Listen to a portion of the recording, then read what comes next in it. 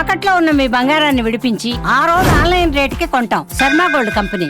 నమస్కారం, welcome to Suman TV. నేను గీతాంజలి. చంద్రగ్రహణం వస్తుందండి సెప్టెంబర్ 7వ తారీఖున. సమయం చాలానే ఉంది, కానీ చాలా మందికి ఎన్నో సందేహాలు ఉంటాయి. అసలు భారతదేశంలో కనిపిస్తుందా, పట్టుబిడిపి సమయాలేంటి, మనం ఎలాంటి జాగ్రత్తలు తీసుకోవాలి అని చెప్పి. దాంతో పాటుగా గర్భిణీ స్త్రీలు అసలు ఎలాంటి జాగ్రత్తలు తీసుకోవాలి, అందరూ ఎలాంటి నియమాలు పాటించాలి. దాంతో పాటుగా కొంతమంది అంటే ఈ ద్వాదశ రాశుల్లో మధ్యస్థంగా కొన్ని రాశుల వారికి ఉంటుంది అని చెప్పారు. 4 రాశుల వారికి. ఆ 4 రాశుల వారు ఎవరు, వారికి ఎలాంటి లాభాలు ఉంటాయి, ఎలాంటి నష్టాలు ఉంటాయి, ఇవన్నీ కూడా తెలుసుకుందాము. వివరించేందుకు ప్రస్తుతం మనతో పాటు ఉన్నారు ప్రముఖ జ్యోతిష్యులు, శ్రీచక్ర పీఠం వ్యవస్థాపకులు బ్రహ్మశ్రీ ప్రదీప్ జోషి గురువు గారు. వారితో మాట్లాడదాం. గురుగారు నమస్కారం అండి.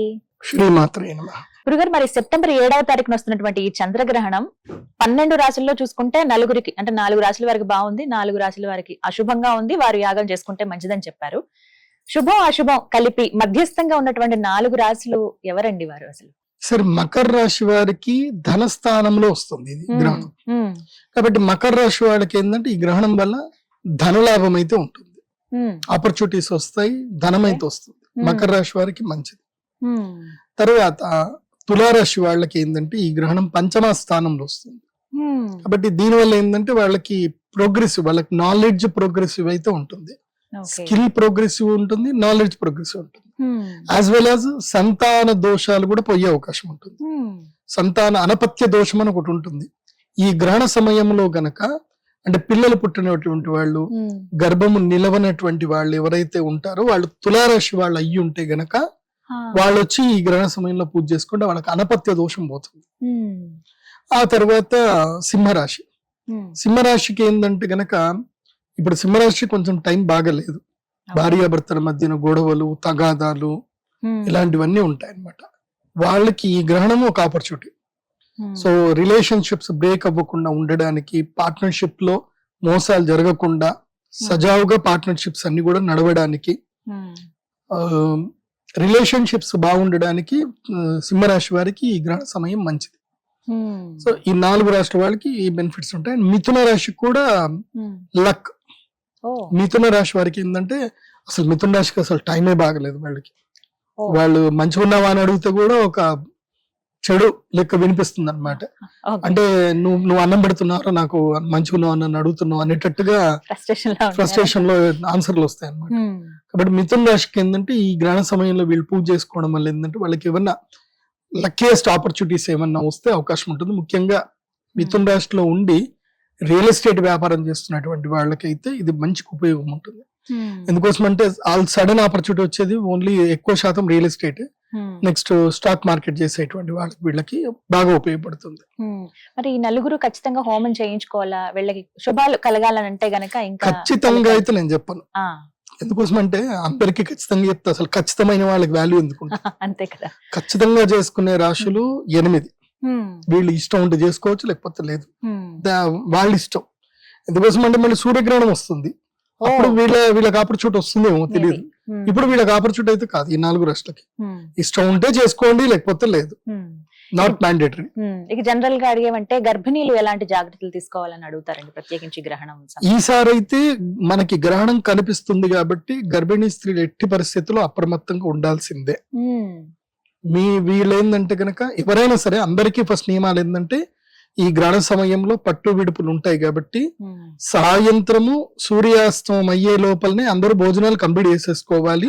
పాత్రలన్నీ కడిగేసి పక్కన పెట్టేసుకోవాలి. ఆవకాయల మీద, జాడీల మీద, ఏమన్నా ఆహార పదార్థాల మీద ఏమన్నా దర్బలు వేసుకునేది ఉంటే 6 గంటల లోపలనే వేసేసుకోవాలి. దేవాలయాలు కూడా మూసేది ఉంటే ఉదయమే 12 గంటల లోపలనే దేవాలయాలు మూసేయాలి. గ్రహణ భేదం ముందే ప్రారంభమవుతుంది కాబట్టి సెప్టెంబర్ 7వ తారీఖు ఉదయం నుంచే దేవాలయాలు అయితే మూసేయాలి. నాకు తెలిసి తిరుమల తిరుపతి దేవస్థానం కూడా సెప్టెంబర్ 7వ తారీఖు ఉదయం పూజ చేసేసి 9 గంటలకి మూసేస్తారని నేను అనుకుంటున్నాను. ఉదయం 8-9 గంటల వరకు మూసేస్తారు. గ్రహణ వేద 12 గంటల ముందు నుంచే ప్రారంభం అవుతుంది కాబట్టి ఉదయం మూసేస్తారు. తర్వాత భోజనాలు, ఇప్పుడు గర్భిణీ స్త్రీలు ఒకవేళ భోజనం ఏమైనా చేద్దాం అనుకుంటే ఏం లేదండి, అరటి పండ్లు, దానిమ్మ పళ్ళు, అదే విధంగా కాశ్మీర ఫలం అంటే సేబులు, యాపిల్, సపోటాలు, నారింజ పళ్ళు, ఏవైనా సరే పళ్ళన్నీ కూడా తీసి మీ దగ్గర పెట్టుకోండి. పళ్ళు పెట్టుకోండి. భోజనాలు ఏమైనా చేసేది ఉంటే 6 గంటల ముందే భోజనాలు కంప్లీట్ చేసేసుకోవాలి. ఇక ఇంటికి మొత్తం ఆచ్ఛాదనం చేసుకోవాలి. ఇంట్లో ఇక్కడ వెలుగు రాకుండా చూసుకోవాలి. ఒక ఆవు నెయ్యిలో పువ్వొత్తి పెట్టుకోవాలి, మంచి పెద్దది. పువ్వొత్తి అంటే ఏంటంటే ఒక కర్చీప్ లాంటిది, ఒక square 2 inch by 2 inch 4 inch ఒక చిన్న క్లాత్ తీసుకొని, కాటన్ క్లాత్ తీసుకొని దాని మధ్యలో బియ్యం వేసి దానికి చక్కగా చుట్టి కట్టేసి ఒక దీపం లాగా చేయాలి. దాన్ని కింద ఇంత బరువు ఉండాలి, దీపం లాగా చేయాలి. చేసి దాన్ని ఒక కుండ దీపం ఏదైతే ఉంటుందో అది తీసుకొని అందులోపల ఆవు నెయ్యి నింపి దాని మధ్యలో పెట్టి చక్కగా తడిపి ఆ దీపం వెలిగించాలి. అంటే దీపం కొంచెం జ్యోతి పెద్దగా ఉండాలి. చాలా మంది దీపం అంటే ఇంత బుడ్డ దీపం వెలిగిస్తారు, అట్లా ఉండకూడదు. జ్యోతి ఉండాలి మంచిగా. గర్భిణీ స్త్రీకి 6 అడుగుల దూరంలో ఉండాలి. సో మంచిగా సేఫ్ ప్లేస్ చూసి అక్కడ దీపం పెడితే ఇంకా అక్కడికి ఎలాంటి అతినీళ్ళ లోహిత కిరణాలు లేవు. ఆవు నెయ్యి దీపానికి ఆ శక్తి ఉంది.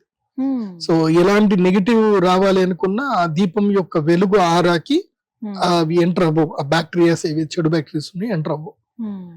సో గర్భిణీ స్త్రీలు ఏంటంటే మెయిన్ గా కర్ణ పిశాచిని తీసి దూరం పట్టేయాలి.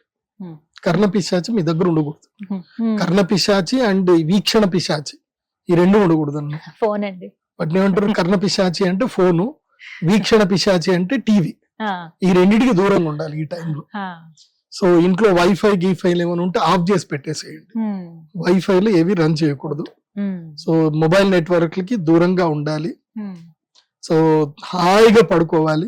చక్కగా ఇంట్లో భాగవత కథం గాని కథలు చెప్పుకోండి, మాట్లాడుకోండి, కృష్ణ కథలు చెప్పుకోండి, విష్ణువుకి సంబంధించిన కథలు చెప్పుకోండి. సో చక్కగా పడుకోవాలి. ఎడమ వైపు గాని కుడి వైపు గాని తిరిగి పడుకోవాలి. ఎప్పుడు తిరిగి పడుకున్నా అరచేయి మాత్రం గర్భం మీదనే ఉండాలి. అరచేయి గర్భం మీద ఉండాలి. మనస్సులో, బయటకు కాదు, మనస్సులో విష్ణునామ స్మరణ ఉండాలి. నారాయణ నారాయణ నారాయణ అని ఆ మంత్రం ఉండాలి. ఒకవేళ మీకు విష్ణు సహస్రనామం వస్తే ఈ మంత్రం మొత్తం జపం చేస్తూనే ఉండాలి గ్రహణ సమయంలో. ఏ మంత్రం అంటే వనమాలి గదీశాంకి శంఖీ చక్రీ చనందకి శ్రీమాన్ నారాయణో విష్ణుర్ వాసుదేవోభిరక్షతు. ఈ దివ్య మంత్రము చదువుతూనే ఉండాలి. లేదా ఈ మంత్రం రాలేదు ఇంకొక మంత్రం ఉంటుంది. శ్రీరామ రామ రామీతి రమే రామి మనోరమే సహస్రనామ తత్తుల్యం రామనామ వరాననే. ఈ మంత్రం, ఈ 2 దివ్య మంత్రాలు గర్భిణీ స్త్రీ మధ్యలో మంత్రం చదువుకుంటూ ఉండాలి. మీకు ఏ మంత్రము రాదు అన్న రామనామ మంత్రము చాలా శక్తివంతమైన మంత్రం. రామ్ రామ్ రామ రామ రామ అనుకుంటున్నా చాలు. శ్రీరామ జయ రామ జయ జయ రామ ఈ దివ్య మంత్రం చదువుకున్నా చాలు. ఇలా అంటున్నాను ఏమనుకోకూడదు. గ్రహణ సమయంలో శివనామ స్మరణ చేయవచ్చు కానీ గర్భిణీ స్త్రీలు చేయకండి. చేయకూడదండి. ఏం కాదు, చెయ్యొచ్చు. కాకపోతే ఏంటంటే ఆ శక్తి వేరే ఉంటుంది. శివుడు అంటే భోళాశంకరుడు కాబట్టి ఇప్పుడు ఈ గ్రహణానికి విష్ణునామ స్మరణ శ్రేష్టం. విష్ణు రక్షకుడు, శివుడు లయకారకుడు, శివుడు ఉగ్ర స్వరూపం. ఇప్పుడు గ్రహణ సమయంలో ఉగ్ర స్వరూపం మనకి చింతన వద్దు, కానీ శివుడు కూడా అంత గొప్పవాడే, నేను లేదని చెప్పను. కాకపోతే ఏంటంటే అంతే సమయాన్ని బట్టి తారతమ్య భేదాలు కొన్ని ఉంటాయి, కొన్ని చోట్ల కొన్ని ఉంటాయి. మనకి సర్జన్ ఎక్కడ అవసరమో అక్కడనే సర్జన్ అవసరము, జనరల్ ఫిజిషియన్ ఎక్కడ అవసరం అక్కడ జనరల్ ఫిజిషియన్ చాలు మనకి. సో మనకి ఇప్పుడు సర్జన్ అక్కర్లేదు కాబట్టి నారాయణ స్మరణ చేసుకోండి సరిపోతుంది. ఒకవేళ శ్రీచక్ర స్ఫటికలింగం మీద ఉంటే దగ్గర పెట్టుకోండి, ఏం కాదు, మంచిది, రక్షణ ఇస్తుంది. ఎవరైనా శైవ సిద్ధాంతం పాటించేటువంటి వాళ్ళు ఎవరైనా ఉంటే చేసుకోండి, శివనామస్మరణ చేసుకోవచ్చు. ఇది ఒకటి. రెండవది ఏంటంటే మంచినీళ్లు, ఇది చాలా ప్రధానం. చాలా మంది ఏంటంటే మంచినీళ్ళు ప్లాస్టిక్ బాటిల్లో పెట్టుకుంటారు. గ్రహణ సమయంలో ప్లాస్టిక్ బాటిల్లో నీళ్లు పెట్టకండి. గ్రహణ సమయంలో ఇత్తడి చెంబులో నీళ్లు పెట్టుకోవాలి, స్టీల్ చెంబులో కూడా పెట్టుకోకూడదు.